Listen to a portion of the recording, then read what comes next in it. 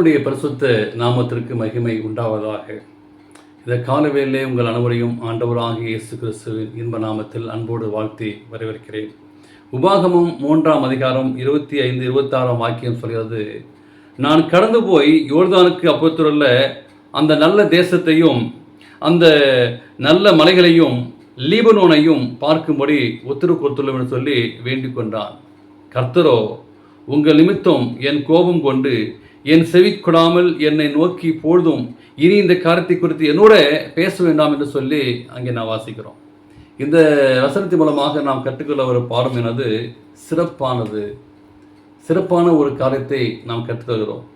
தேவன் தம் மக்களுக்காக வைத்திருக்கிற ஒரு நல்ல திட்டம் என்ன, சிறப்பான திட்டம் என்ன, ஒரு ஆசீர்வாதமான திட்டம் என்ன என்று சொல்லி மோசே அங்கே கெஞ்சினார். அங்கே கர்த்தராகிய ஆண்டவரே என்று சொல்லி அங்கு அழைத்து தேவனை புகழ்ந்து பேசினார்.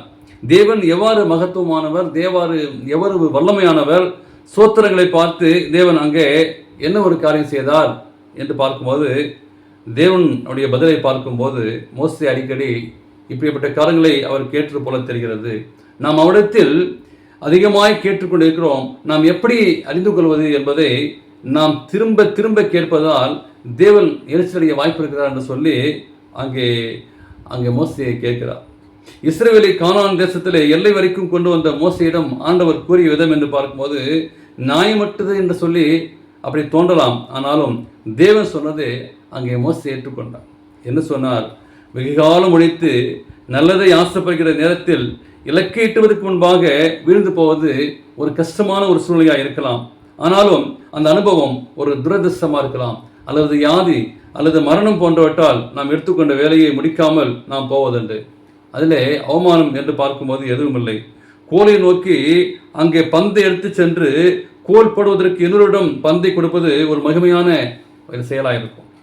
மோசே அந்த ஆசையை தேவன் உடனே நிறைவேற்ற தோன்றவில்லை. பல 100 ஆண்டுகளுக்கு பிற்பாடாக அங்கே எலியாவோடு அந்த தேசத்தை அவர் நுழைந்தார். மருபு மலையிலே அங்கே இயேசுவோடு இருந்தார். அது எப்படிப்பட்ட ஒரு மகிழ்ச்சியான ஒரு அனுபவமாக இருக்கும். அப்போ வாக்கு தத்தம் பண்ணப்பட்ட அந்த தேசத்துக்குள்ளே மோசே அனுமதிக்கப்படாவிட்டாலும் அதை சிறந்த ஒரு காரியம் அவருக்கு காத்திருந்தது. ஏனென்றால் அவர் பரலோகம் சென்றார். இதைவிட மேலான பலனை தேவன் உண்மையுள்ள ஒரு ஊழியக்காரனுக்கு கொடுத்திருக்க முடியாது. எனவே அநேக காரியங்களை நீங்கள் நானும் கிடைக்காமல் போகலாம். இந்த பூமியிலே வாழும்போது அல்லது ஊழியம் செய்யும் போது, நீங்கள் வேலை செய்யும்போது கிடைக்காமல் இருக்கலாம். ஆனால் ஆண்டவர் அந்த மோசைக்கென்று ஒரு திட்டம் வைத்திருந்தார். எப்படியாவது ஆண்டவர் அந்த பரலோகத்துக்கு காண செய்தாரே.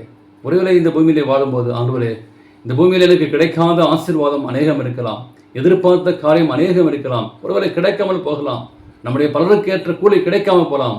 ஆனால் ஆண்டவர் நமக்கென்று ஒரு திட்டம், சிறப்பான ஒரு காரியத்தை வைத்துள்ளார்.